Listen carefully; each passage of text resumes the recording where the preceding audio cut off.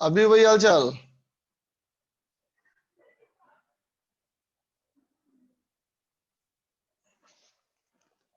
नहीं बेटा, फोकस से नहीं हो रहा।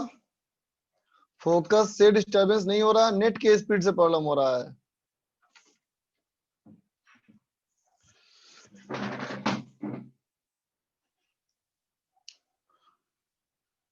नेट आज स्पीड कम है, नेट का पता नहीं क्यों।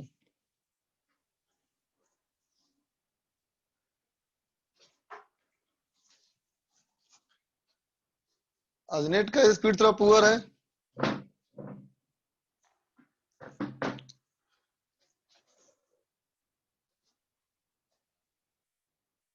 ठीक है, अब चलो।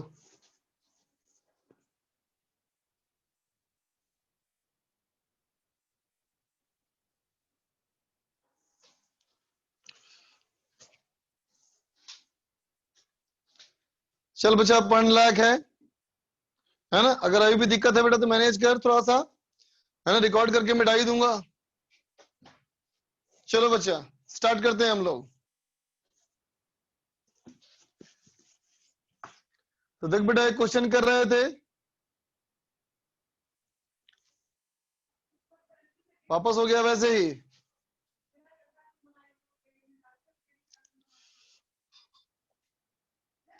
चल पढ़ते हैं बेटा, थोड़ा मैनेज करना। आवाज सुन रहा है ना बेटा? आवाज सुन रहा है? बाकी थोड़ा अगर हल्का फुल्का दिक्कत अगर होगा तो मैं अपलोड कर दूंगा, तुम मैनेज कर लेना थोड़ा सा। चलो बेटा, देखो क्वेश्चन हमारा ये था बच्चा। क्वेश्चन हमारा ये है कि मान ले एक कंडक्टिंग रेल पैरेलल, जिसपे हमारा बेटा यहां एक रेजिस्टेंस है ना? एक रॉड है, ये रॉड में भी कुछ रेजिस्टेंस है बच्चा, रेजिस्टेंस आर। तो ये इधर मूव कर रहा है बेटा v स्पीड से, और एक दूसरा रॉड, ये रॉड का भी रेजिस्टेंस है और इसका रेजिस्टेंस भी आर है। इसको इधर मूव कर रहे हैं बेटा 2v स्पीड से। ठीक है? हाँ बेटा, ये पहला ही सवाल है। तो सवाल कहता है कि अगर इसमें मैग्नेटिक फील्ड ऐसा दिया जाए b, इसको पॉइंट ए मान लो, इसको पॉइंट बी मान लो। तो सवाल कहता है बेटा find magnitude, find magnitude and direction of current, है ना बेटा? मैग्नीट्यूड निकालना है और डायरेक्शन ऑफ करंट निकालना है इन ए बी, है ना बेटा? जितना रेजिस्टेंस सवाल में दिया है बेटा उतना ही रेजिस्टेंस है, बाकी और कहीं कोई रेजिस्टेंस नहीं है। चलो बनाओ बच्चा।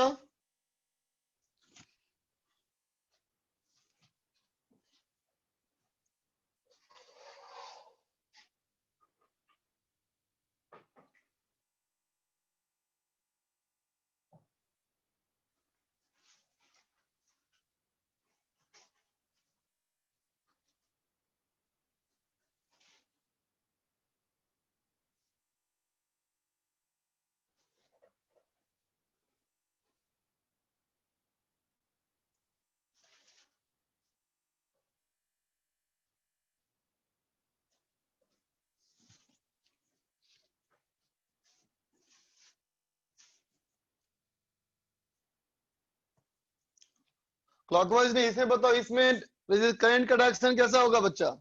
ए से बी, बी से ए, कैसा होगा? करो।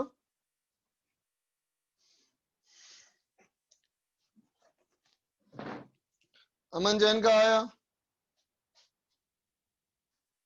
श्रेयांश का आया बेटा, रेडमी, पार्व सोनी, ओम तिवारी, करुणा शंकर,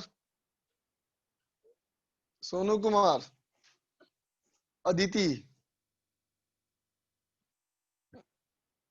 हर्षित, विशाल, हर्ष, ऋचा, पंकज, हर्ष, शुभम, रोशन। क्लॉकवाइज देख बच्चा, देखो कैसे बनाएंगे इसको। देखो बेटा, हम क्या करेंगे, देखो बेटा सबसे पहले क्या करेंगे बेटा, इन दोनों रॉड का बेटा हम बनाएंगे इक्विवेलेंट सेल। इन दोनों रॉड का बनाएंगे बेटा इक्विवेलेंट सेल।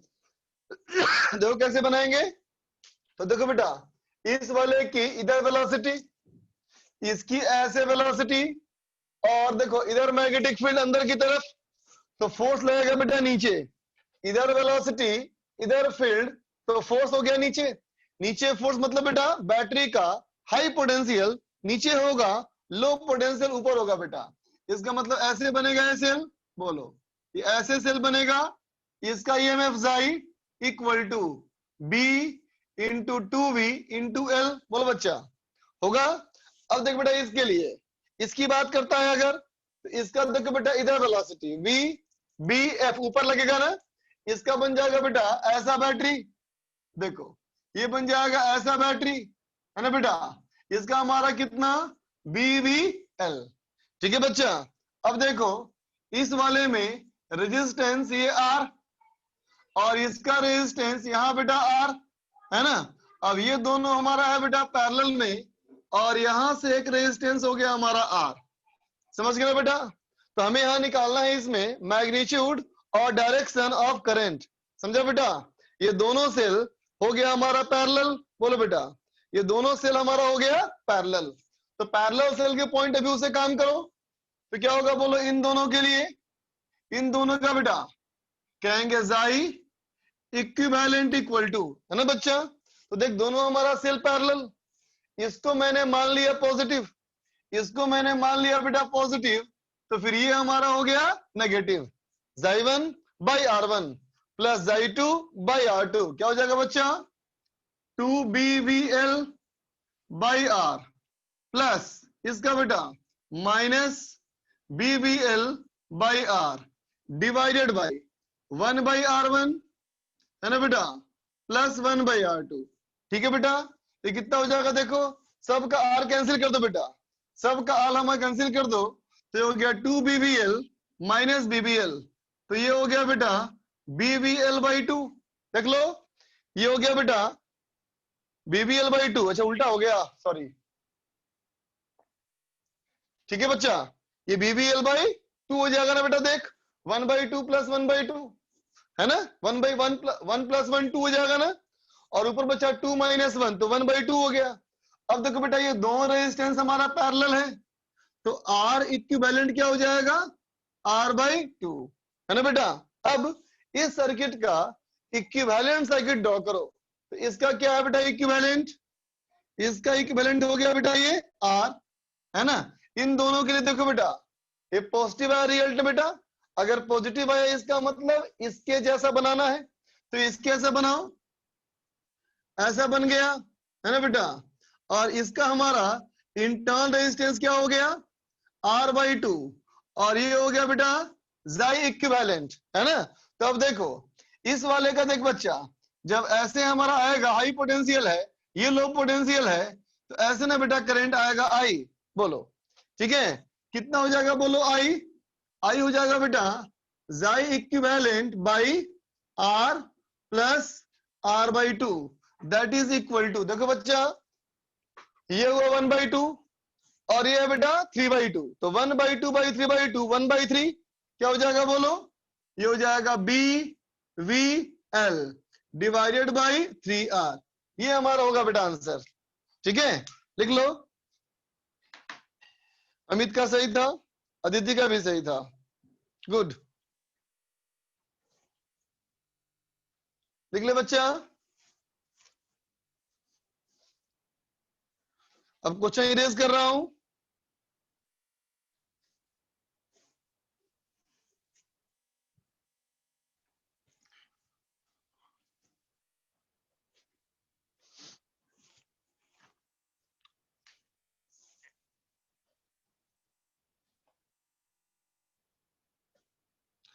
देख बेटा ये सवाल में एक ये हो गया कंडक्टर, एक ये हो गया बेटा कंडक्टर, है ना, और एक ये हो गया कंडक्टर, ठीक है, ये 3 कंडक्टर हो गए बेटा, है ना। इस कंडक्टर में इस कंडक्टर में बेटा इन दोनों के बीच में जो गैप है यह है ए, और यहां जो इसके बीच का गैप है बेटा, ये इसके बीच का जो गैप है यह है 2a। ठीक बेटा, एक रेजिस्टेंस यहां लगा है बेटा, है ना, और एक रेजिस्टेंस यहां लगा है, ये भी आर है बेटा, ये भी आर है। ठीक है, और एक रेजिस्टेंस यहां लगा है आर, और एक रेजिस्टेंस यहां लगा है बेटा, ये भी हमारा आर है। ठीक है, इसमें देख बेटा, एक ऐसा कंडक्टर है ना बेटा, इस कंडक्टर का रेजिस्टेंस भी आर है। ठीक है बेटा, और ये कंडक्टर को मैं ऐसे मूव कराया with A velocity v not. ठीक है बच्चा, और एक देख बेटा, ऐसे एक और कंडक्टर है, ऐसे मेरा एक और कंडक्टर है, इस कंडक्टर का भी रेजिस्टेंस बेटा ये भी हमारा आर है। ठीक है, इसमें हमने मूव करा इधर 2v नॉट के स्पीड से। ठीक है बच्चा, तो सवाल कहता है कि इसको अगर मान लिया जाए सवाल कहता है find magnitude and direction of current in both rods. इन दोनों रॉड्स में कैसा करंट होगा, है ना बेटा, और अंदर की तरफ बाहर की तरफ मैग्नेटिक फील्ड भी हमारा यूनिफॉर्म है। चलो करो बच्चा।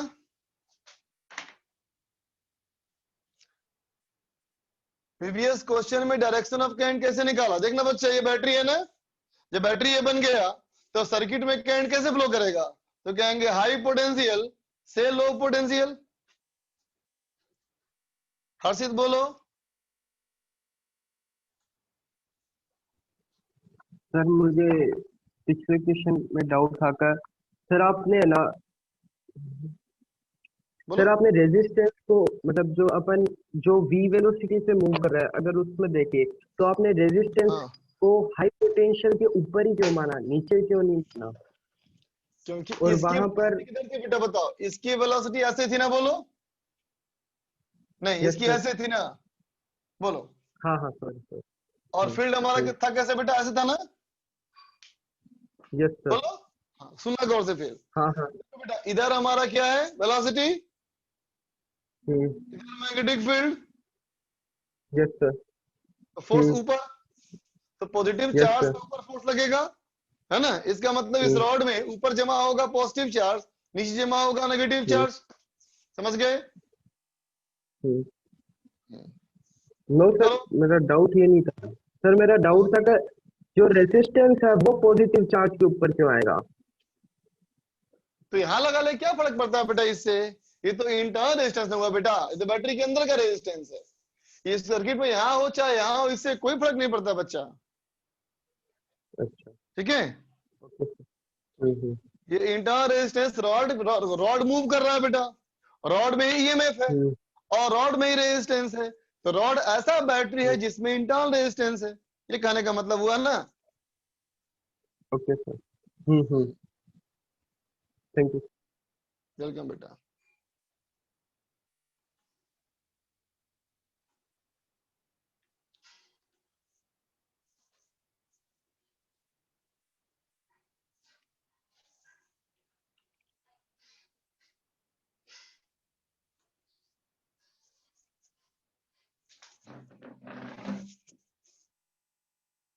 बनाओ।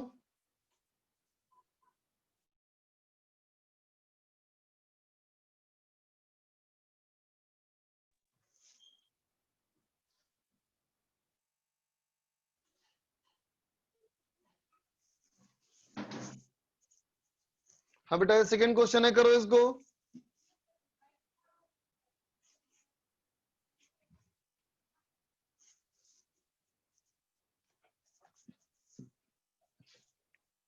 करो बच्चा।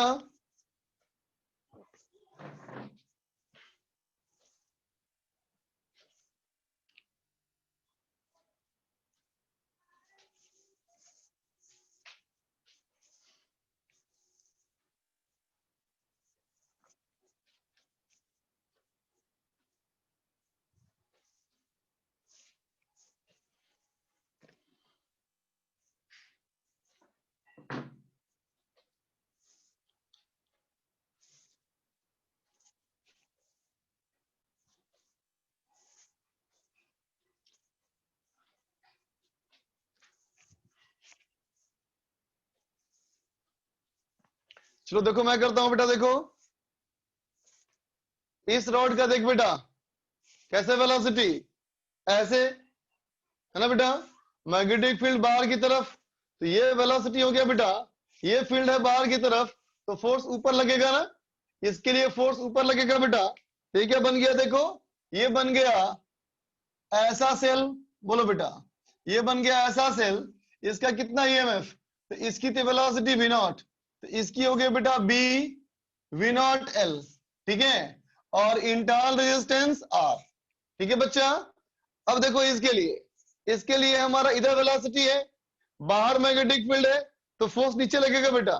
इसका मतलब ये क्या बन गया, ये बन गया बेटा ऐसा हमारा सेल, बोलो ऐसा हमारा बन गया सेल, कितना बेटा ईएमएफ, तो कहेंगे ए था ना, ये हो जाएगा बेटा 4 बी वी नॉट ए, ठीक बेटा, इसका भी इंटरनल रेजिस्टेंस आर। अब गौर करने की बात क्या है बेटा, देखो इन दोनों में कोई बीच में रेजिस्टेंस नहीं है बच्चा, जब इन दोनों में कोई रेजिस्टेंस नहीं है बीच में, तो यूं समझो कि ये दोनों ज्वाइन किया हुआ है ना। अब देखो ऊपर का टर्मिनल नीचे का टर्मिनल रेजिस्टेंस आर से जोड़ दिया, ऊपर का टर्मिनल नीचे का टर्मिनल रेजिस्टेंस आर से जोड़ दिया, है ना बेटा, ये टर्मिनल और ये टर्मिनल रेजिस्टेंस आर से जोड़ दिया, इसका मतलब ये टर्मिनल है ना बेटा और ये टर्मिनल जोड़ दिया रेजिस्टेंस आर से, है ना बेटा। अब देखो ये टर्मिनल और ये टर्मिनल जोड़ा है आर से, तो देख बच्चा ये टर्मिनल और ये टर्मिनल जोड़ दिया रेजिस्टेंस आर से। अब देखो ये टर्मिनल ये जोड़ दिया बेटा हमारा कैपिटल आर से, बोलो ये हो गया बेटा मेरा इक्विवेलेंट सर्किट, है ना। अब चलो इसको सॉल्व करते हैं बेटा, इसको सॉल्व किया जाए। चलो मान लिया मैंने, ध्यान देना बेटा, मैंने मान लिया इस वाले पॉइंट का पोटेंशियल 0 वोल्ट, तो ये भी हो गया 0, बोलो बेटा जब ये 0 हो गया है ना बेटा, ठीक है, क्या रुको ऐसे नहीं कर पाओगे, इसको प्रॉपर सर्किट में जाना पड़ेगा, क्योंकि इसमें बेटा एक इंटरनल रेजिस्टेंस है ना बेटा, बोल तो देख चलो ध्यान देना, इन दोनों का पैरेलल कॉम्बिनेशन है ना बेटा, इसको मैंने मान लिया 0 वोल्ट का सेल, इसको मैंने मान लिया बेटा 0 वोल्ट का सेल, है ना, ठीक है। चाहे चलो जो सवाल का है वैसे ही किया जाए।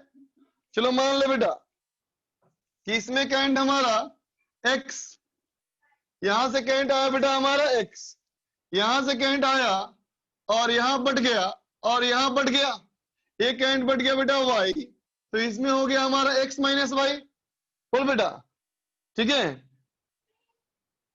ए से बी मान के सर्किट बना दें, अच्छा इक्विवेलेंट से कर लें, ठीक है, चलो इक्विवेलेंट से ही कर लेते हैं, कौन सी बड़ी बात है। चल देख बेटा इक्विवेलेंट से ही करते हैं, फिर देख बच्चा इक्विवेलेंट से ही किया जाए, सीखो इसको। तो इन दोनों का देख बच्चा कैसा है, पैरेलल, है ना बेटा, ये हमारा है बेटा पैरेलल, तो ये कितना हो गया, ये 0 वोल्ट और आर रेजिस्टेंस, है ना बच्चा।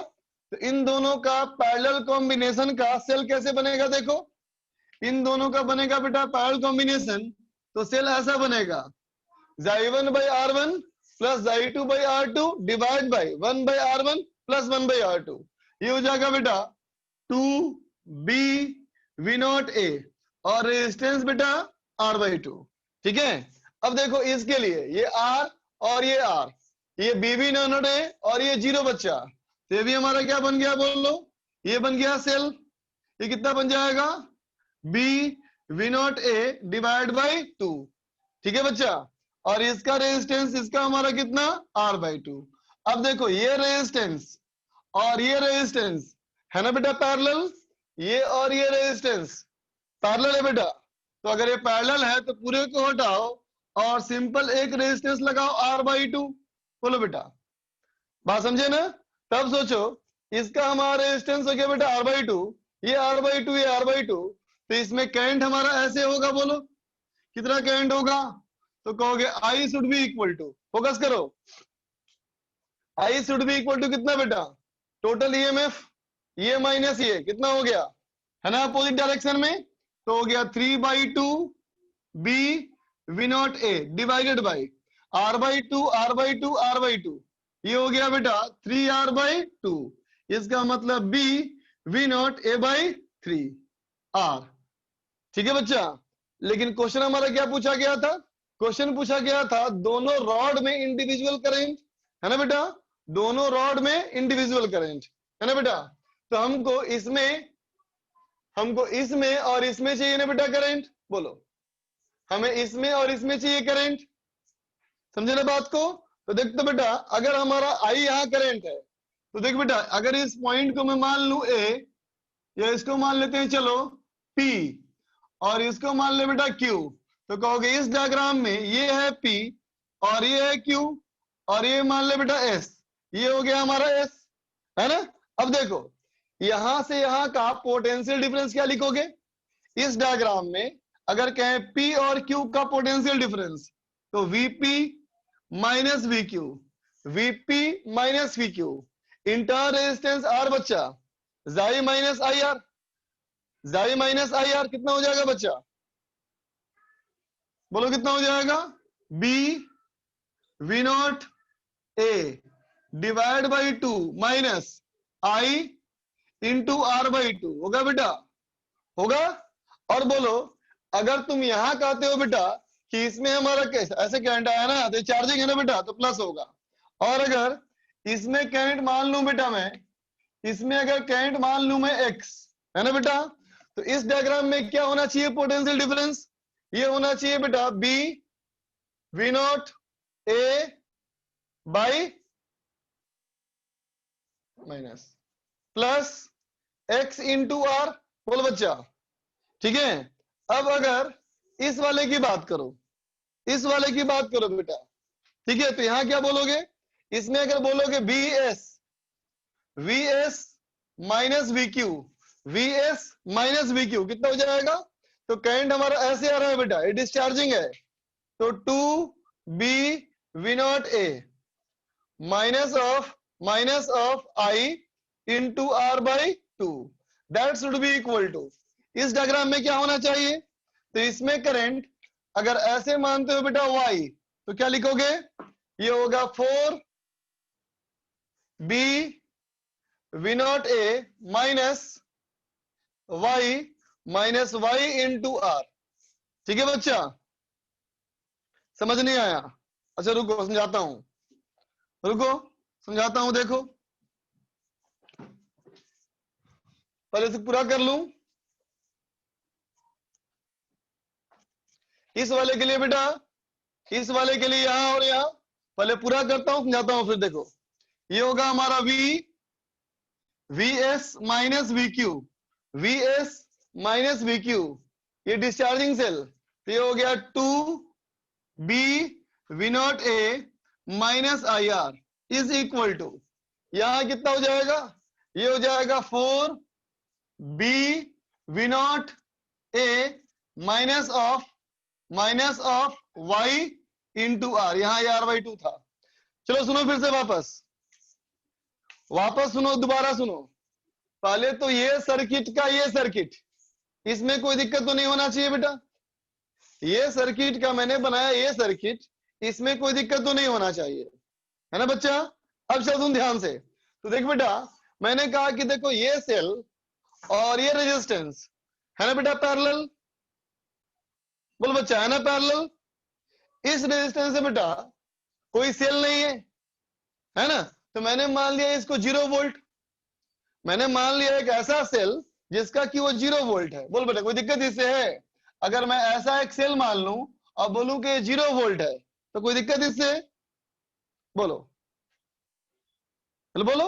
अगर मेरा कोई भी रेजिस्टेंस है बेटा, तो रेजिस्टेंस को 0 वोल्ट मान सकते हो ना, क्या दिक्कत है बेटा, सिंपल है ना। तब देख, इन दोनों को हमारा पैरेलल कॉम्बिनेशन, ये दोनों का पैरेलल कॉम्बिनेशन क्या हो जाएगा? बोलो, ये हो जाएगा Zi1 by R1, Zi1 by R1 plus Zi2 by R2 divide by 1 by R plus 1 by R, क्या होगा बोलो? ये हो जाएगा Zi/2। देख बच्चा, ये हो जाएगा Zi/2। बेटा तो पूछ रहे हो कैसे पैरेलल, अब ये भी समझाऊं क्या यार, फोकस करो।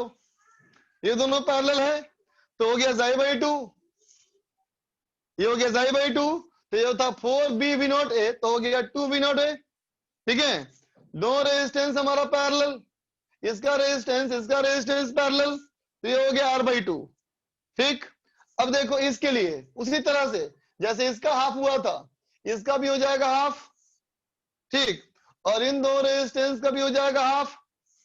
ठीक है, अब चल देखो ये रेजिस्टेंस और ये रेजिस्टेंस, इन दोनों का देखो पोटेंशियल डिफरेंस सेम है। ये रेजिस्टेंस का पोटेंशियल डिफरेंस सेम है, तो ये भी हमारा है पैरेलल में, उसको बना दिया r/2। ठीक है, अब इस सर्किट में ये दोनों सेल अपोजिट डायरेक्शन में है। जब दोनों सेल बेटा अपोजिट डायरेक्शन में है तो equivalent EMF Xi1 minus I2 divided by total resistance r/2 3r/2। ठीक है, तो ये हमारा निकल गया सर्किट में करंट। सर्किट में तो ये हाई पोटेंशियल है ना, ज्यादा ईएमएफ है, तो इसी के अकॉर्डिंग करंट फ्लो करा लिया मैंने, ऐसे आई निकाल लिया। ठीक है, अब सोचो ये कि ये वाला पॉइंट और ये वाला पॉइंट का पोटेंशियल डिफरेंस यहां पे निकालूं या फिर यहां पे निकालूं, एक ही बात है ना बच्चा। तो इस वाले पॉइंट पे अगर मैं निकालता हूं ईएमएफ पोटेंशियल डिफरेंस, तो रेजिस्टेंस करंट ऐसे आया है तो ये डिस्चार्जिंग में है, सॉरी चार्जिंग में है, और ये चार्जिंग में है तो पोटेंशियल डिफरेंस होना चाहिए Xi प्लस IR। बोल बच्चा, होगा? ठीक है, अब देखो इस वाले में बात करो तो मैंने मान लिया ऐसा x, तो ये भी चार्जिंग में है, तो यहां कितना potential difference Xi plus IR, ये दोनों बराबर कर दिया, तो इससे x निकल जाएगा। बोलो बच्चा, इससे x निकल जाएगा। अब मैं कहूं इस वाले का सोचो, अब इसका जो पोटेंशियल डिफरेंस है वही इसका पोटेंशियल डिफरेंस है। ये हमारा कितना Vs minus VQ is equal to, इस वाले के लिए बेटा ऐसे करंट आ रहा है तो डिस्चार्जिंग में है, तो Xi माइनस IR। ठीक है, अब इस वाले के लिए ऐसे माना y माना, ये भी डिस्चार्जिंग में है, तो Vs माइनस VQ, इसका Xi माइनस IR। समझा बेटा? अब कैलकुलेशन तुम चेक कर लेना, अगर अभी भी दिक्कत है ना बेटा, तब तेरे पास एक रास्ता है किरचॉफ लॉ का। तुम दो सेल मानो, करंट I1 फ्लो कराओ, I2 फ्लो कराओ, ब्रांच में डिस्ट्रीब्यूट करो, 1 2 3 4 बनेंगे लूप, 4 इक्वेशन बनेंगे, उन चारों को सॉल्व करना। ठीक है,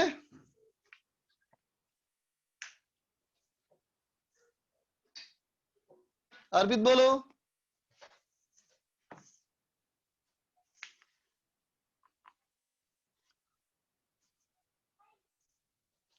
BA/R कैसे होगा बेटा? जब ये 2B/V0A है और ये B/V0A/2 है, तो 2 माइनस 1, सॉरी, हाँ सॉरी बच्चा, 3 नहीं होगा, 3 कट जाएगा, माई मिस्टेक। नहीं यार, समझ तो कुछ नहीं कर सकते बेटा हम। अब दूसरा क्वेश्चन देखो, अपनी क्षमताओं का हम पूरा प्रयोग कर चुके हैं बेटा, अब बाकी अब तुम्हारी अपनी क्षमता है कितना ऑब्जर्व कर पाते हो। इरेज कर रहा हूं बेटा।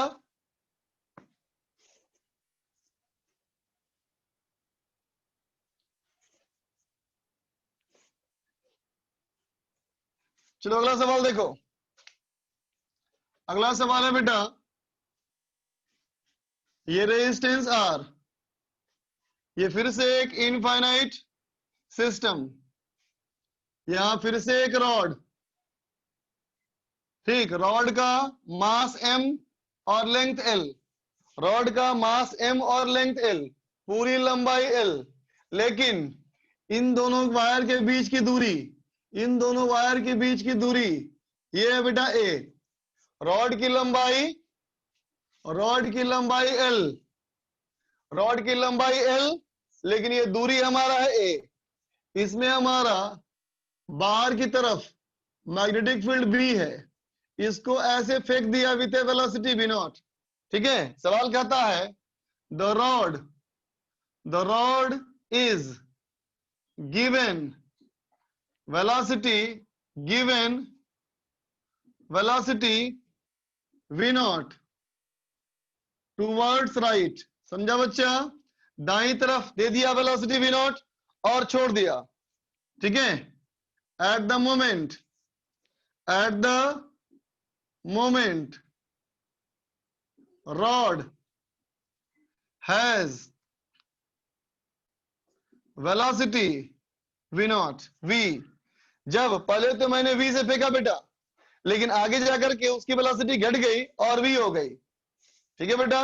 जब उसकी वेलोसिटी v हो गई तो पहला सवाल कहता है फाइंड करंट निकालो, ठीक है? दूसरा कहता है फाइंड मैग्नेटिक फोर्स निकालो, मैग्नेटिक फोर्स ऑन रॉड पे मैग्नेटिक फोर्स की वैल्यू निकालो। तीसरा सवाल कहता है फाइंड एक्सीलरेशन ऑफ रॉड का एक्सीलरेशन निकालो। चौथा find displacement of rod before it stops, इस रुकने से पहले वो कितना दूर जाएगा, ठीक है? ये ट्रैक स्मूथ है और इस रेजिस्टेंस के अलावा और कोई रेजिस्टेंस नहीं है बच्चा। फिर सुन लो, एक ऐसा यू शेप का वायर, इसमें एक रॉड को रखा, ऐसे भी थ्रो कर दिया, वेलोसिटी आगे बढ़ता जाएगा, जब आगे बढ़ता जाएगा ईएमएफ आएगा बेटा, तो करंट भी आएगा, और करंट आएगा तो करंट इसमें आ गया, मैग्नेटिक फील्ड भी है तो मैग्नेटिक फोर्स लगेगा, मैग्नेटिक फोर्स लगने से वेलोसिटी बदलेगी। तो सवाल कहता है रुकने से पहले कितना दूर आगे जाएगा। चलो बनाओ, ट्राई करो।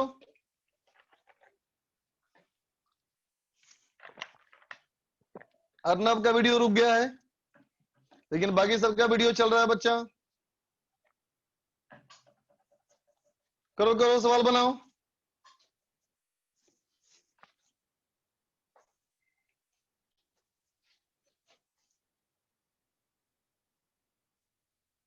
अर्पित कुछ बोलना है बेटा तुमको? आगे बढ़ती जाओ, रुको नहीं। अर्पित तुम्हारी आवाज नहीं आ रही मुझे।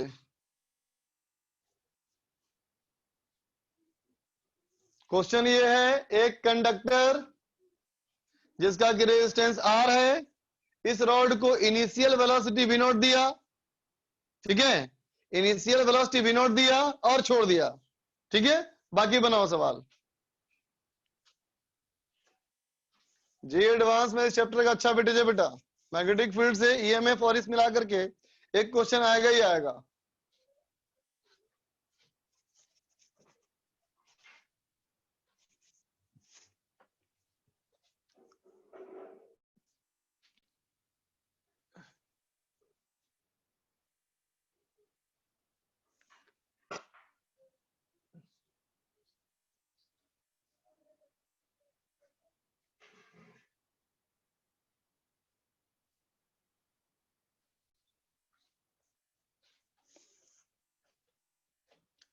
करते जाओ, रुको नहीं।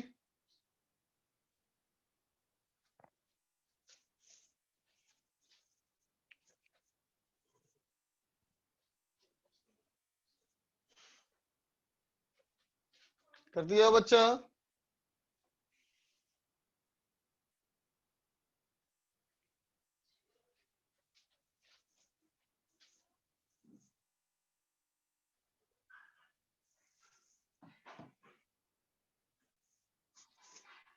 अदिति आगे बढ़ो।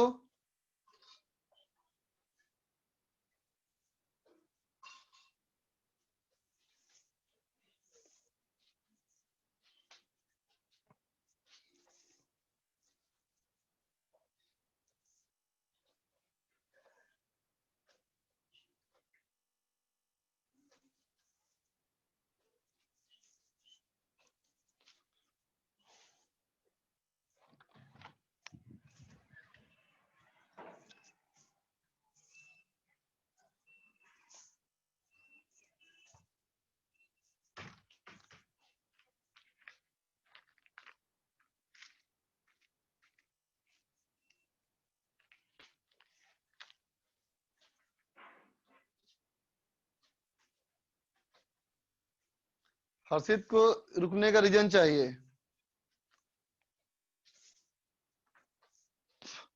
चल देख बच्चा, मैं करता हूं, देखो इसका सॉल्यूशन। ध्यान दे बच्चा, इधर वेलोसिटी है, ये हमारा फील्ड है ना बेटा। तो ये वेलोसिटी, ये फील्ड, तो फोर्स नीचे। ठीक है बच्चा, इधर वेलोसिटी, इधर हमारा फील्ड, तो फोर्स नीचे। इसका मतलब कैसे बैटरी बनेगा? ये बनेगा बेटा बैटरी, बोलो, ये बनेगा बेटा बैटरी, है ना। और ये बनेगा बेटा हमारा रेजिस्टेंस। ये हो गया आर, और ये हो गया EMF E. EMF E equal to B V into A. बोलो बच्चा, बात समझ रहे हो? इसमें देख बेटा, ईएमएफ तो पूरे में आएगा, ईएमएफ तो पूरे में आएगा, है ना बच्चा। लेकिन जो काम वाला होगा वो इतना ही ना बेटा, बोल इतना ही ना। ये वाला ईएमएफ बेकार हो जाएगा, ये वाला ईएमएफ बेकार हो जाएगा। इसका मतलब जो हमारा वेलोसिटी v है बेटा, है ना, ठीक है, जो ये दूरी है उतना ही दूरी हमारा काम में आएगा। ठीक है बच्चा, है ना। तो देखो बेटा, हमने कब की बात की है? ये हमने कब की बात की है? जब इसकी वेलोसिटी क्या हो जाएगा, v। इसका मतलब रॉड बेटा वहां से आगे बढ़ के, रॉड हमारा बेटा वहां से आगे बढ़ के जब रॉड यहां आ चुका होगा, और जब इसकी वेलोसिटी v हो चुकी होगी, मतलब वेलोसिटी बदल चुका होगा। तो देख बेटा, इसमें हमारा करंट ऐसे हो जाएगा I, ऐसे करंट हो जाएगा बेटा I। तो क्या कहेंगे, I is equal to E by R. ये हो गया बेटा B V A by R, है ना बच्चा। तो देखो, इसमें ऐसे अगर करंट हुआ बेटा, तो इसमें ऐसे हो गया करंट। बोल बेटा, इसमें करंट ऐसे हो गया, है ना। तो देखो, इसमें करंट ऐसे हो गया, फील्ड हमारा ऐसा है ना बेटा। तो क्या होगा, देखो, ऐसे करंट L, ऐसे बेटा B, ऐसे करंट, ऐसे B, तो ऐसे फोर्स। बोलो बच्चा, पीछे की तरफ, है ना। तो पीछे की तरफ लगेगा बेटा मैग्नेटिक फोर्स। बोलो, मैग्नेटिक फोर्स लगेगा पीछे की तरफ। कितना लगेगा? तो magnetic force equal to I into A into B। भले ही इसकी लंबाई L हो, लेकिन करंट सिर्फ इतना ही में फ्लो करेगा। इस वाले में जो बाहर निकल गया उसमें हमारा फ्लो नहीं करेगा। तो कितना हो जाएगा बेटा, ये B square V A by are square. बोलो बच्चा, ये हमारा हो गया बेटा मैग्नेटिक फोर्स। अब देखो, पीछे है बेटा फोर्स और आगे है वेलोसिटी। तो सी पूछा है एक्सेलरेशन। तो एक्सेलरेशन क्या हो जाएगा बेटा? एक्सेलरेशन हमारा हो जाएगा नेगेटिव, है ना। क्या लिखेंगे? Magnetic force by mass. इसका मतलब minus of B square A square V by M R. बोल बच्चा, होगा। अब देख बेटा, एक्सेलरेशन वेलोसिटी पे डिपेंड कर रहा है। इसका मतलब बेटा वेरिएबल एक्सेलरेशन है ना। और जब वेरिएबल एक्सेलरेशन है, तो वेरिएबल एक्सेलरेशन को तुम dv अपॉन dt भी कह सकते हो बेटा, और v dv अपॉन ds भी कह सकते हो, है ना बेटा। dv अपॉन ds भी, dt भी, और v dv अपॉन ds भी।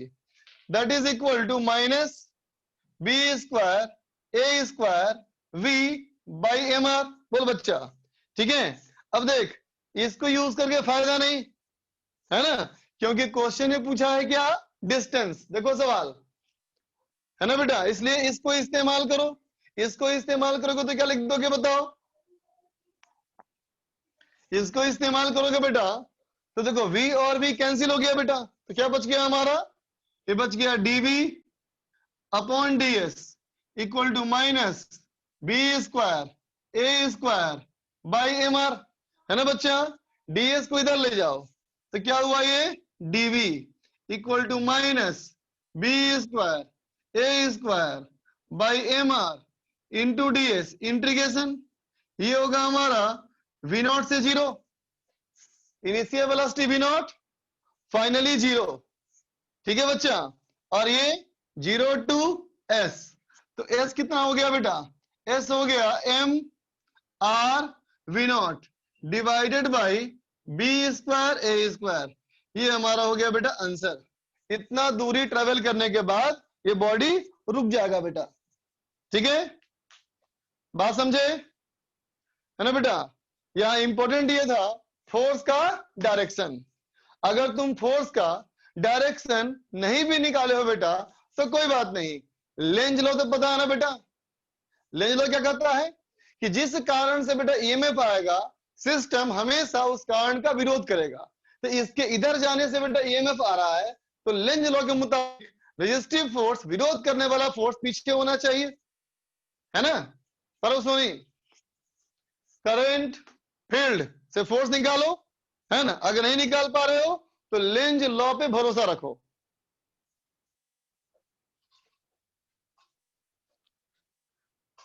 सेल की टर्म ये गलत लग रहा है तुमको। ये velocity v b f, force नीचे की तरफ, नीचे पॉजिटिव ऊपर नेगेटिव। ठीक है बच्चा,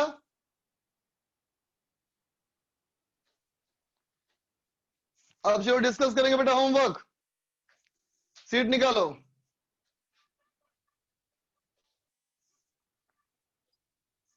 अब सीट निकालो बेटा। लेंज लॉ से बता तो दिया, लेंज लॉ का मतलब क्या, जिस कारण से ईएमएफ आ रहा है उसका विरोध करेगा। तो ये मूव करने की वजह से करंट आ रहा है ना, इसके इधर मूव करने से आ रहा है करंट, तो मूव करने का अपोज करेगा पीछे force.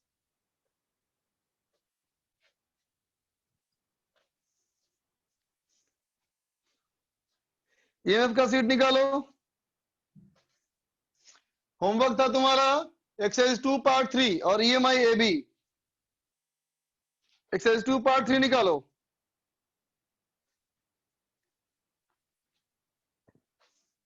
EMF exercise 2 part 3, 2 part 2 बाद में।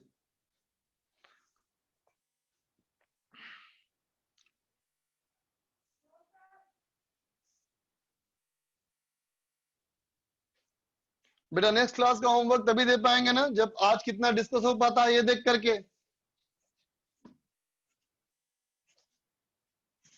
आज कितना डिस्कस हो पाता है उसी के आधार पे हम देंगे ना आगे का होमवर्क, है ना। और जो डिस्कशन से बचना चाहते हो, निकलना चाहते हो बच्चा, निकल लो। कोई और बच्चा जो होगा वो ग्रुप में पोस्ट कर देगा तुम्हारा। ठीक है, चलो देखो।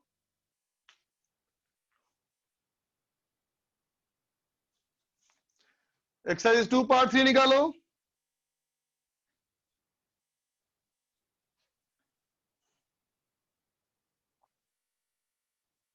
Exercise 2 part 3।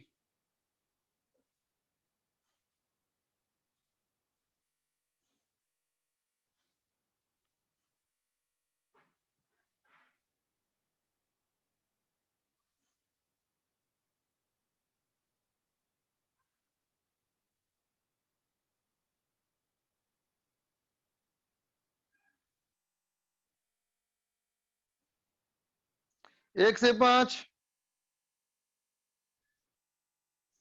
1 से 5 में अंकित को पूछना है 1 नंबर। अंकित को पूछना है 1 नंबर सवाल। देखो बेटा 1 नंबर में एक्सरसाइज 2 पार्ट 3 कहता है बेटा a magnetic needle is kept in a non uniform magnetic field, है ना बेटा। नॉन यूनिफॉर्म मैग्नेटिक फील्ड में एक मैग्नेटिक डाइपोल को रखोगे बेटा तो उससे क्या होगा। लिखा है पहला, मे experience a force and A torque. सही बात, नॉन यूनिफॉर्म फील्ड में फोर्स भी लगता है बेटा और टॉर्क भी लगता है। दूसरा, मे experience a force but not a torque. हो सकता है मैग्नेटिक फील्ड और डाइपोल मोमेंट अगर सेम डायरेक्शन में हो, है ना बच्चा, तो बी भी हमारा सही हो सकता है। सी कहता है मे experience A torque but not a force, है ना बच्चा, ये नहीं हो सकता। समझ रहे हो ना, फोर्स ना एक्सपीरियंस करे और टॉर्क एक्सपीरियंस करे, ये नहीं हो सकता। क्योंकि बेटा अगर हमारा मैग्नेटिक फील्ड नॉन यूनिफॉर्म है ना। अच्छा 13 तक हो चुका है डिस्कस। एक लिख रहा है 7 तक हो चुका है डिस्कस, एक बोल रहा है 13 तक हो चुका है। अच्छा अच्छा अच्छा, 13 से करें, चलो 13 से करते हैं। तो 13 से बताओ, 13 से 15, 13 से 15 में कोई डाउट? 14 नंबर डाउट है। देखो 14 नंबर 14, देख बच्चा 14 हमारा है a single circular loop of wire with radius 0.02 centimetre. अच्छा बताता हूं, 12 ही बता दूंगा, रुक जाओ पहले। 14 कहता है बेटा a single circular loop of wire of radius 0.02 centimetre, ठीक बेटा, carries a current of 8 ampere, इसमें करंट आया बेटा 8 ampere. It is placed at the centre of A solenoid that has a length, एक सोलेनोइड की लेंथ 0.65 मीटर, इसका radius of solenoid ये हमारा है 0.08 मीटर, और टोटल नंबर ऑफ टर्न ये हमारा है बेटा 1300 टन, ठीक है। तो पहला सवाल, the value of current in the solenoid so that magnetic field at the centre of loop becomes 0, है ना बेटा। तो देखो फर्स्ट पार्ट में अगर कहते हो बेटा कि सेंटर पे फील्ड 0 हो गया, इसका मतलब इन दोनों का फील्ड कैंसिल हो गया, इसका मतलब मैग्नेटिक फील्ड ऑफ सोलेनोइड और मैग्नेटिक फील्ड ऑफ कॉइल दोनों का फील्ड कैंसिल। इसका फील्ड क्या लिखोगे बेटा, mu not an I solenoid, और यहां mu naught I in coil divided by 2r, ठीक है बच्चा। तो अब देखो mu not an I S, mu naught में हमारा कैंसिल हो गया, एन बेटा total number of turn 1300 by length 0.65, और ये बेटा I S equal to I coil 8 ampere by 2 into R, 2 into 0.02 centimetre, 2 into 10⁻⁻⁴। अब चेक कर लो, ऑप्शन ए और बी चेक कर लो, है ना बेटा। बी देखो, the magnitude of total magnetic field at the centre of loop due to both the loop and the solenoid if the current in the loop is reversed in the direction from that needed to make the total field 0, इतना कहता है बेटा।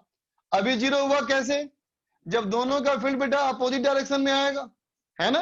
अब कहता है direction of current को उल्टा कर दो ताकि दोनों का फील्ड अब अगर सेम डायरेक्शन में हो गया तो ऑब्वियस ही बात है बेटा डबल हो जाएगा, है ना। इसका मतलब सी के लिए क्या करोगे, सी के लिए क्या करोगे, कहोगे B resultant is equal to 2 into B of solenoid या 2 इंटू बी ऑफ कॉइल, दोनों बराबर ही है बच्चा। तो कितना हो जाएगा 2 into mu naught I coil by 2r, खत्म। सी भी चेक कर लोगे और डी भी चेक कर लोगे। अब चलो बेटा 12 देख लो। 12 कहता है charge particle goes undeflected in a reason containing uniform electric and magnetic field. देख बच्चा इलेक्ट्रिक फील्ड भी है मैग्नेटिक फील्ड भी है और अनडिफ्लेक्टेड गया, है ना बेटा। क्या हुआ, ये अनडिफ्लेक्टेड गया, है ना। अनडिफ्लेक्टेड मतलब क्या हुआ, अनडिफ्लेक्टेड मतलब ये हुआ बेटा कि स्ट्रेट लाइन पाथ, है ना। अनडिफ्लेक्टेड का मतलब क्या हो गया, path straight line, velocity constant हो या वेरिएबल हो कोई मतलब नहीं, बस पाथ होना चाहिए स्ट्रेट लाइन। अब बोलो पहला ऑप्शन में अगर इलेक्ट्रिक फील्ड मैग्नेटिक फील्ड के पैरेलल हो और वेलोसिटी ई के डायरेक्शन में हो। देख बच्चा अगर हमारा इलेक्ट्रिक फील्ड और मैग्नेटिक फील्ड पैरेलल हो और वेलोसिटी भी इस डायरेक्शन में हो, है ना, तो मैग्नेटिक फोर्स तो लगेगा नहीं, सिर्फ इलेक्ट्रिक फोर्स लगेगा। इलेक्ट्रिक फोर्स स्ट्रेट लाइन में आगे बढ़ाते जाएगा बच्चा। तो ए हमारा सही है। बी चलो, बी कहता है बेटा E is not collinear to B. अगर इलेक्ट्रिक फील्ड मैग्नेटिक फील्ड के कोलिनियर नहीं है बच्चा, अगर इलेक्ट्रिक फील्ड मैग्नेटिक फील्ड के कोलिनियर नहीं है बच्चा, है ना, तो क्या होगा देखो। तो अगर कोई चार्ज पार्टिकल को तुम छोड़ भी दोगे तो इलेक्ट्रिक फील्ड बेटा ऐसे खींचेगा, है ना, और मैग्नेटिक फोर्स लगाएगा। मैग्नेटिक फोर्स तो वेलोसिटी के हमेशा होगा बेटा परपेंडिकुलर। तो ऑब्वियस ही बात है कि वो डायरेक्शन चेंज कर देगा ना बच्चा। बोलो बात समझाना, वो डायरेक्शन हमारा चेंज कर देगा, ठीक है। तो बी हमारा गलत। सी देखो, सी कहता है V perpendicular to B but E is not collinear to B. V जो हमारा है, ठीक है बेटा, हमें क्या गलत निकालना है क्या? एक मिनट रुको। It is not possible at all, जब पॉसिबल नहीं होगा, सॉरी किस केस में पॉसिबल नहीं होगा, है ना बेटा? तो इसमें पॉसिबल है, इसमें पॉसिबल नहीं है। सी देखो, V is parallel to B, ये मैग्नेटिक फील्ड, इसके पैरेलल V है बेटा, लेकिन इलेक्ट्रिक फील्ड कोलिनियर नहीं है। तो क्या होगा देखो, मैग्नेटिक फोर्स तो लगेगा नहीं, मैग्नेटिक फोर्स तो लगेगा ही नहीं बेटा, और ये डायरेक्शन चेंज कर देगा इलेक्ट्रिक फोर्स, ऐसे फोर्स लगेगा तो ये भी नहीं हो सकता। डी कहता है बेटा E parallel to B, D हमारा E parallel to B, electric field parallel to B, इसका मतलब इलेक्ट्रिक फील्ड और मैग्नेटिक फील्ड पैरेलल, लेकिन वेलोसिटी कोलिनियर नहीं है बच्चा, वेलोसिटी ऐसे लग गया। तो सब में तुमको यही चेक करना है बेटा कि अगर मैग्नेटिक फोर्स लगेगा तो डायरेक्शन चेंज कर जाएगा, इसका मतलब ये भी हमारा गलत है। तो आंसर क्या हुआ? बी, सी और डी। ठीक है बच्चा, क्वेश्चन नंबर 1 तो बता दिया बेटा, आगे पूछो अब 20 तक। 20 तक में क्यों लिख रहे हो बाहर बेटा, बंद करो। देखो रेडमी क्या बोल रहा है, आंसर सी डी इसका है, बी इसका आंसर नहीं है। एक मिनट देखे रुको, इसका आंसर बी नहीं है। अच्छा, it is not possible at all, sorry sorry, एक किसी भी कीमत पे संभव ना हो, किसी भी कीमत पे संभव ना है। कैसे हो सकता है बेटा? अगर इलेक्ट्रिक फील्ड मैग्नेटिक फील्ड अगर परपेंडिकुलर हो जाए तो इलेक्ट्रिक फोर्स और मैग्नेटिक फोर्स कैंसिल भी हो सकता है, और जब ये कैंसिल हो जाएगा तो ये भी हमारा संभव हो सकता है बेटा। ठीक है, आंसर सी एंड डी। देखो बेटा 17 18, 17 में देखो,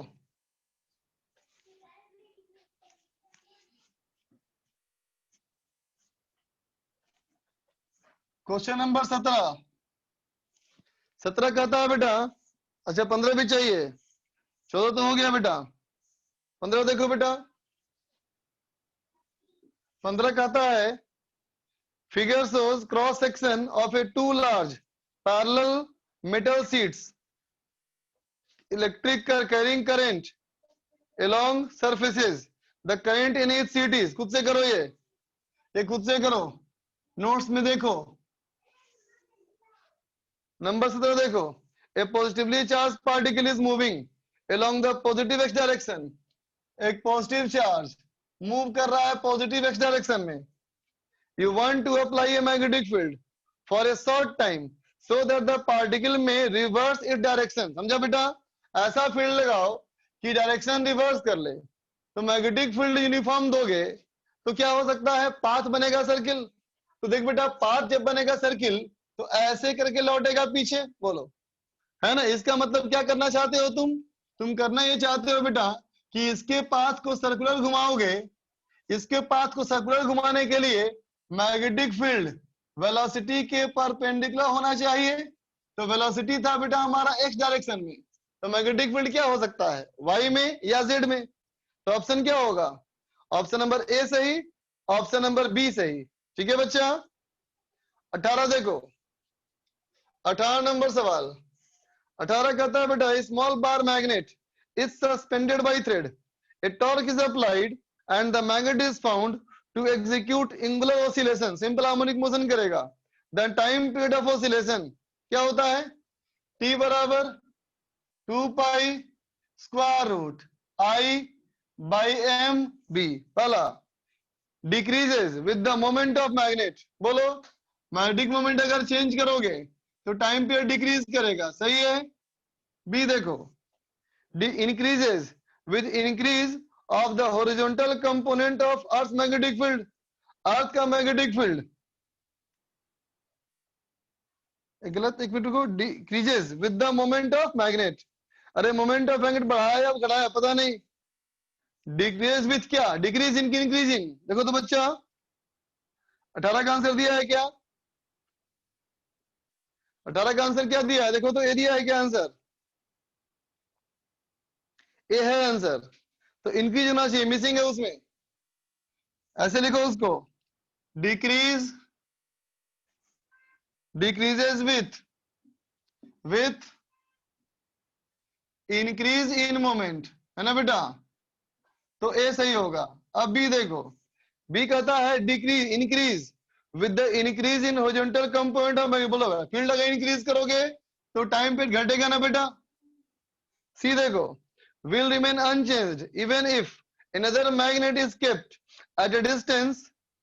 कहता कोई पास में अगर मैग्नेट रख दोगे, अगर कोई पास में एक और रख दोगे मैग्नेट, तो असर नहीं पड़ेगा। गलत ना बच्चा, फील्ड वेरी कर जाएगा ना, हमारा फील्ड वेरी कर जाएगा ना। अच्छा, डी देखो, depends on mass of magnet, क्योंकि मास अगर होगा तो मोमेंट ऑफ इनर्शिया पे भी असर पड़ेगा ना बच्चा। तो आंसर इसका ए एंड डी होना चाहिए। नंबर 16, 16 देखो, हाँ 16 खुद से करो। अब आ जाओ ईएमआई में। ईएमआई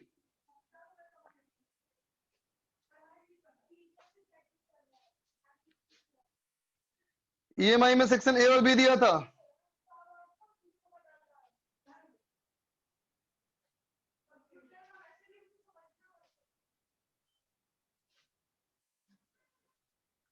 ईएमआई का पार्ट 1 में section A1 to A5, A3 और A5। देखो A3 A5,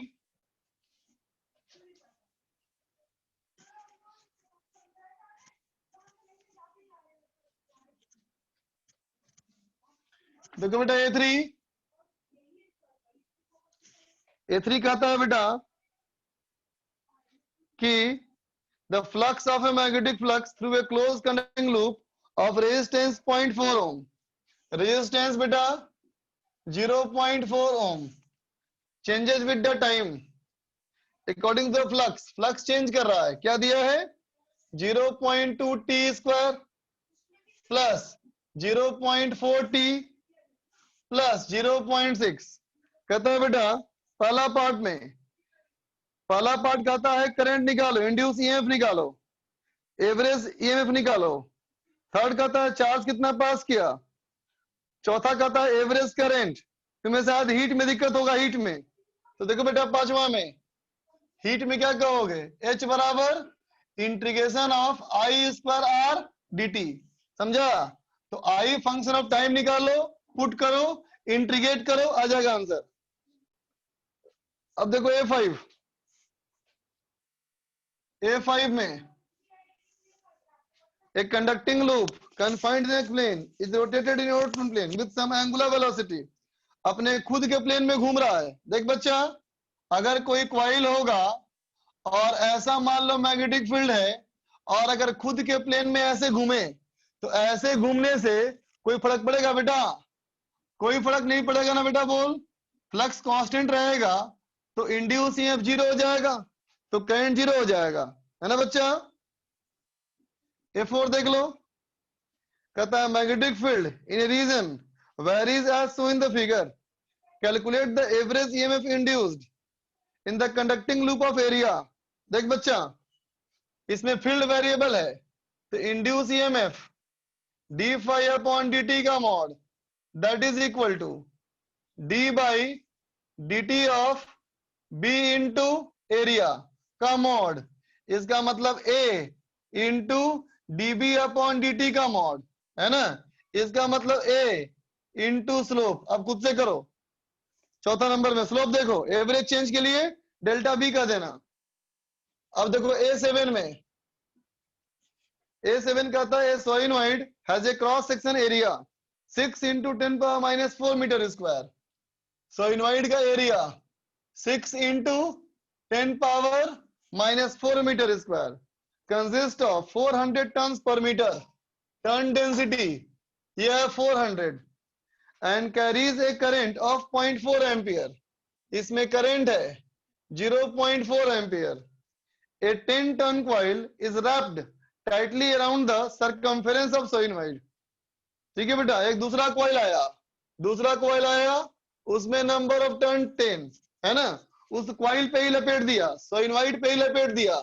इसका मतलब कॉइल का क्रॉस सेक्शन और सोइनॉइड का क्रॉस सेक्शन बराबर हो गया बच्चा, और उसके एंड को 1.5 ओम से जोड़ दिया।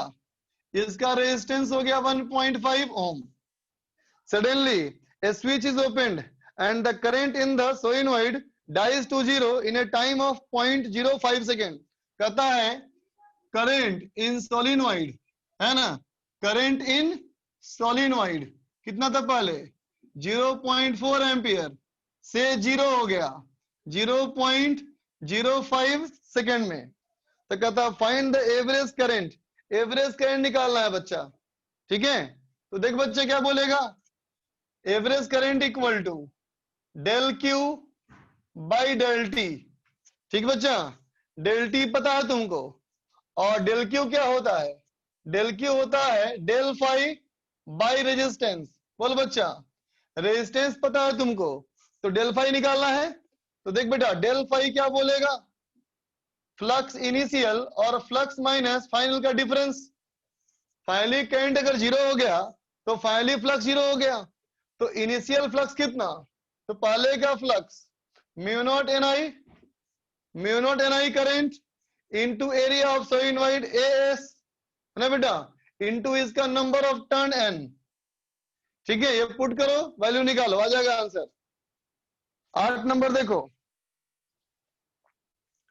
8 नंबर कहता है बेटा हीट पेसिंग डिवाइस, ए हार्ट पेसिंग डिवाइस। एक हार्ट पेसिंग डिवाइस है बच्चा,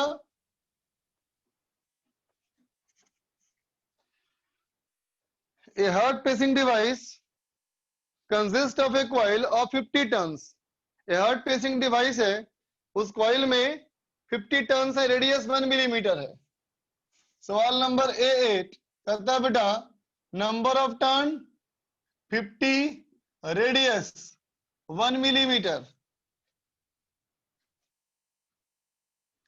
just inside the body with a coil of 1000 tons and radius 2 centimeter। एक दूसरा coil of 1000 tons and radius 2 centimeter is placed concentrically and coaxially just outside the body। Calculate the average induced EMF in the internal coil। अंदर वाले में induced EMF कितना होगा, अगर external coil में 1 ampere current collapse कर गया 10 milli second में, ये एक्सटर्नल कॉइल में 1 मिली एम्पियर का करंट कोलैप्स हो गया, मतलब जीरो हो गया, कितने देर में, 10 मिली सेकेंड में। ठीक है बच्चा, है ना। तो देख बेटा इस वाले की वजह से, इस बड़े वाले कॉइल की वजह से बनेगा मैग्नेटिक फील्ड। बोलो कितना बनेगा, तो सवाल में लिखा था बेटा कंसेंट्रिक, इसका मतलब सेंटर का मैग्नेटिक फील्ड। तो mu naught I dash by 2 r dash, तो ये हो गया 4 pi 10 to the power -7 I dash 1 milli ampere 10 power -3 divide by 2, इसका रेडियस 2 इंटू 10 पावर -2, इतना आ गया टेस्ला। बोल बेटा, है ना, into number of turn N dash, into number of turn N dash, तो इंटू हो गया बेटा 1000। बोल बच्चा, ठीक है। जब ये हमारा मैग्नेटिक फील्ड हमारा है बेटा, ये हमारा ये वाला फील्ड है, और ये हमारा छोटा कॉइल है बेटा, तो इसमें कितना होगा फ्लक्स, तो फ्लक्स बोलेंगे B इंटू एरिया, एरिया कितना पाई r स्क्वायर, ठीक है, इंटू नंबर ऑफ टर्न। बोल बेटा ये हो गया हमारा फ्लक्स। जब ये निकल गया फ्लक्स, और फ्लक्स ये इनिशियल था और फाइनली क्या हो गया फ्लक्स जीरो, इसका मतलब चेंज इन फ्लक्स क्या हो गया बेटा, चेंज इन फ्लक्स हो गया कितना हमारा, यही हो गया फाई, क्योंकि फाइनली हमारा करंट जीरो हो गया था बेटा। तो ये हो गया pi r square into N into B, है ना बेटा। तो इसमें हमारा एवरेज करंट क्या हो जाएगा, एवरेज करंट क्या हो जाएगा, एक मिनट, रेजिस्टेंस दिया था रेजिस्टेंस, अच्छा एवरेज पूछा ईएमएफ ना रे, तो एवरेज ईएमएफ क्या हो जाएगा, del phi by del T, delta T कितना दिया था 10 मिली सेकेंड, ये हो गया pi r square N B by 10 milli second 10 power -3। ठीक है, आगे चलो, तुम फालतू बात लिख रहे हो बच्चे, जो लिख रहे हो स्टॉप करो। A9 देखो, figure illustrates plane figure made of thin conductors which are located in a uniform magnetic field directed away from the reader। Reader से दूर की तरफ, रीडर से दूर की तरफ A9 में रीडर से दूर की तरफ मतलब क्या हो गया, अंदर की तरफ फील्ड हो गया, है ना, beyond the plane of drawing the magnetic induction start diminishing, magnetic field घटना शुरू हो गया, अंदर की तरफ का मैग्नेटिक फील्ड डिक्रीज कर रहा है। Find how the current induced in these loops are directed, इसमें लूप में करंट कैसा होगा। देख बच्चा, पहले वाले की बात करो तो ये दोनों हमारा एक जैसा है, ऊपर नीचे दोनों एक जैसा है। तब नीचे वाले को मत देखो, सिर्फ ऊपर वाले को देखो, तो क्या कहोगे, इसमें करंट कैसा होना चाहिए। तो फ्लक्स घट रहा है बेटा, घटने का विरोध करेगा, इसका मतलब इसी डायरेक्शन में बनाएगा करंट, इसी डायरेक्शन में फील्ड बनाने के लिए करंट होना चाहिए क्लॉकवाइज, है ना बेटा। अब इसको देखो, यहां भी कहोगे करंट होना चाहिए क्लॉकवाइज। अगर इन दोनों क्लॉकवाइज की बात मानोगे तो इस वाले में ये कहता है कि ऐसे होना चाहिए करंट, और ये कहता है कि ऐसे होना चाहिए करंट, दोनों लूप बिल्कुल एक जैसा है, तो दोनों में करंट हो जाएगा बेटा इक्वल अपोजिट, तो ये दोनों कैंसिल हो जाएगा, है ना। इसका मतलब फाइनली इस लूप में ऐसा करंट आएगा बच्चा, बोलो ठीक है। अब चलो सेकेंड वाले में, सेकेंड हमारा है, देखो कैसा,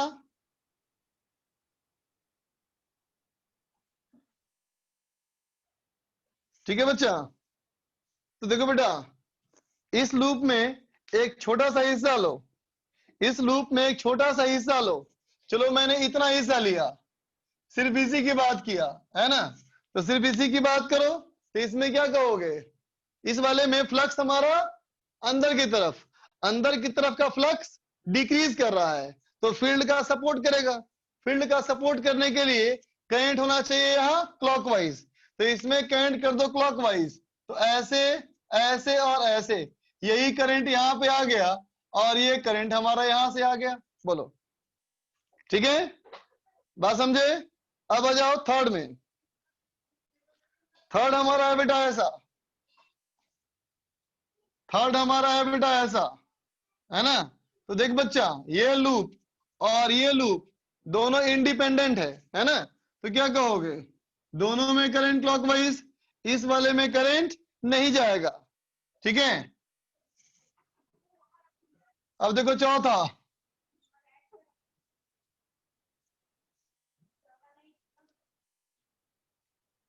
तो देख बेटा ऐसा हमारा लूप, तो इसमें देखो बेटा क्लॉकवाइज और इसे भी क्लॉकवाइज, लेकिन देख बेटा दोनों उल्टा है ना, जो इसका क्लॉकवाइज होगा वो इसका एंटी क्लॉकवाइज हो जाएगा, है ना। तो इन दोनों का करंट बेटा एक दूसरे का विरोध करेगा, जब इन दोनों का करंट एक दूसरे का बेटा विरोध करेगा, इसका मतलब क्या हुआ कि इसमें जो बड़ा वाला होगा वही विनर होगा, तो बड़ा वाला एरिया ये है ना बेटा, इसका एरिया बड़ा है तो इसका rate of change of flux ज्यादा होगा, rate of change of flux ज्यादा होगा तो इसमें करंट ज्यादा होगा बच्चा, जब इसमें करंट ज्यादा होगा तो जो इसी का होगा वही माना जाएगा, तो इसमें कितना हमारा क्लॉकवाइज करंट, तो इधर से हो जाएगा बेटा एंटी क्लॉकवाइज करंट, ठीक है। आगे चलो,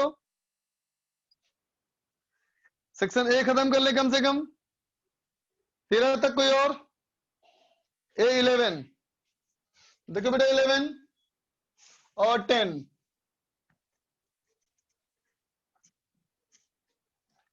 A11 और A10, देखो बेटा 10 में सी में कैरेक्टर में करंट क्यों नहीं गया, बिल्कुल सही तुम्हारा सवाल है। चलो मान लेते हैं चला गया करंट, तो यहां से करंट आया 2 एम्पियर, इसमें चला गया 1 एम्पियर, तो यहां से फिर करंट 1 ही एम्पियर ना आया, फिर यहाँ 2 एम्पियर कैसे होगा, बात समझे ना। यहाँ लो, यहां से इंड्यूस करंट आया 2 एम्पियर, तो 2 एम्पियर यहाँ है तो हमेशा 2 एम्पियर होना चाहिए ना, कि तभी ना होगा बेटा जब इसमें करंट नहीं जाएगा, ठीक है। अब क्यों नहीं जाएगा, मैकेनिज्म पे पढ़ेंगे हम लोग अनस्टडी मैग्नेटिक फील्ड में। चलो A10 देखो, a uniform magnetic field B exist in a cylindrical region of radius 1 centimetre, देख बच्चा 1 सेंटीमीटर के एरिया में, 1 सेंटीमीटर के रेडियस में यूनिफॉर्म मैग्नेटिक फील्ड है बेटा, कितना हमारा है uniform magnetic field, uniform magnetic field है बेटा नहीं दिया, वो दिया चेंज कर रहा है magnetic field, dB upon dt। ये है बेटा 1 टेस्ला पर सेकेंड, है ना।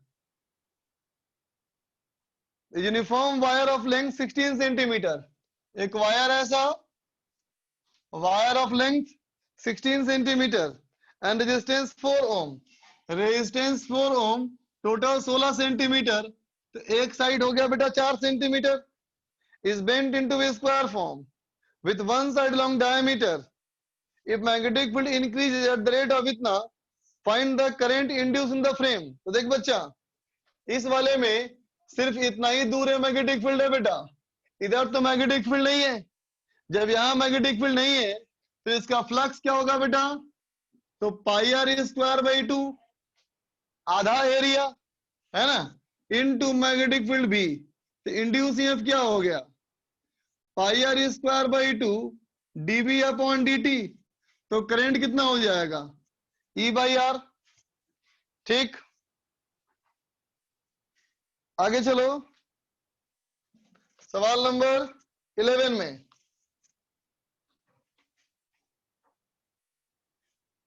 देखो बच्चे 11, a coil ACD of n turns and radius capital R carries a current I ampere and is placed in a horizontal table. K is a very small horizontal conducting ring of radius small r, kept at the distance y naught from the center of the coil, vertically above the coil ACD। देख बेटा, एक coil हमारा नीचे, इसको बोला है ACD, और एक coil हमारा ऊपर, इसको बोला है K। ठीक है, कहता है एक coil ACD of n turns carrying current I ampere of radius r, इसका radius small r, is placed as distance y naught from the center of the coil। यहाँ से distance ये y naught। Find an expression of EMF established when the K is allowed to fall freely। Express EMF in terms of instantaneous speed v and height y। height y मानो और उसकी instantaneous velocity v मानो। ठीक है बच्चा, इसका radius r है, तो देख बेटा इसके वजह से इसके एक्सिस पे मैग्नेटिक फील्ड लिखो, कितना हो जाएगा, mu naught I N R square by 2 R square plus Y square to the power 3/2। ठीक है बच्चा, ये हमारा फील्ड है, तो इससे फ्लक्स कितना होगा, इससे फ्लक्स होगा बेटा B mu naught I N R square by 2 R square plus Y square power 3/2 into इसका एरिया, ये एरिया पाई आर स्क्वायर। ठीक है बच्चा, है ना। अब देखना इसमें नंबर ऑफ टर्न्स है कि नहीं, अगर नंबर ऑफ टर्न्स है बेटा तो मल्टीप्लाई कर लेना, नहीं है तो छोड़ देना।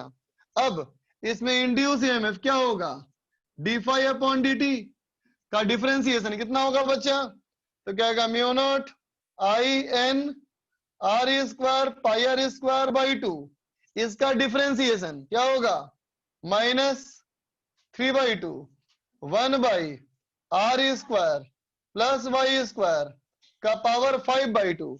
ठीक है बच्चा, फिर वाई स्क्वायर का डिफरेंशिएशन, वाई स्क्वायर का 2y into d y upon d t, यही d y by d t v हो गया, पुट करो आंसर आ गया। ठीक है बच्चा, तो चल नेक्स्ट क्लास का देता हूं होमवर्क। नेक्स्ट क्लास के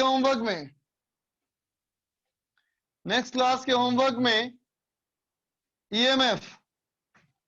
ईएमएफ का एक्सरसाइज 2 पार्ट 2, ठीक है, और ईएमआई में होमवर्क एक्सरसाइज 1 का दोनों पार्ट का सेक्शन ए बी और सी। रुक जाओ, सी चेक कर लूं एक बार।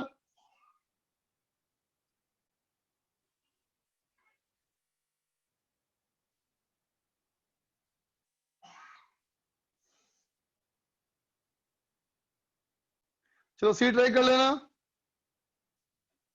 A B C. और डीपीपी, डीपीपी पहले क्या दिया था? पहले दिया था तुम लोग को, कहाँ लिखा था मैंने, नहीं दिखा था। तो डीपीपी कौन सा कर चुके हो पहले तुम लोग? 17 कर चुके हो। तो डीपीपी 18 कर लेना, डीपीपी 18 कर लेना, ठीक है।